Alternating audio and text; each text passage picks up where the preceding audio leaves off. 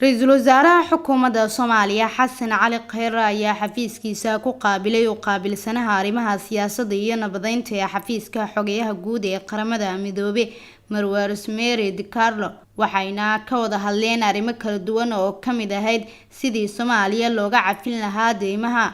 Ra'iisul Wasaaraha Xukuumadda Soomaaliya Mudane Xasan Cali Khayre ayaa sheegay inay ku wada heshiiyeen sidii loo xoojin lahaa dadaalada ay wadaan iyo in ay ka wada hadleen sidii dadka Soomaaliyeed loogu caawin lahaa arrimo kala duwan oo ay ka mid ahayd waxbarashada.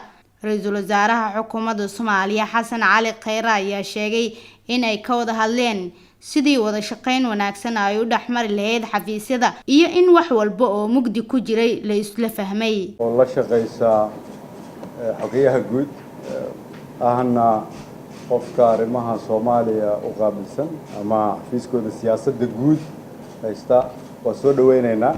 waxay noo timid aniga iyo wasiirada madaxweynaha waxaan yeelanay wada hadallo aad u macno weyn oo qiimo badan.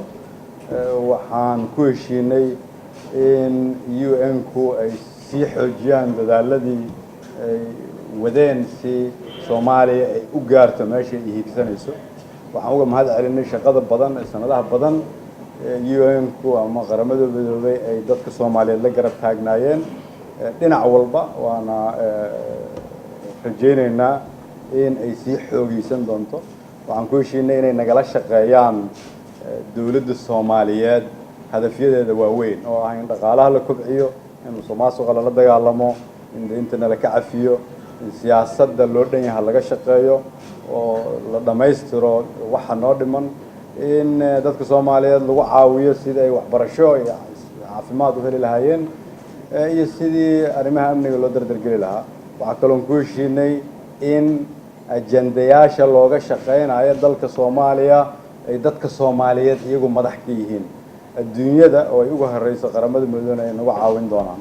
waxaan ku heshiinay inaan sii xoojino wada shaqeynta aan leenahay oo labada xafiiskooda iyo dawladda Soomaaliya ay aad wada shaqeyn doonaan.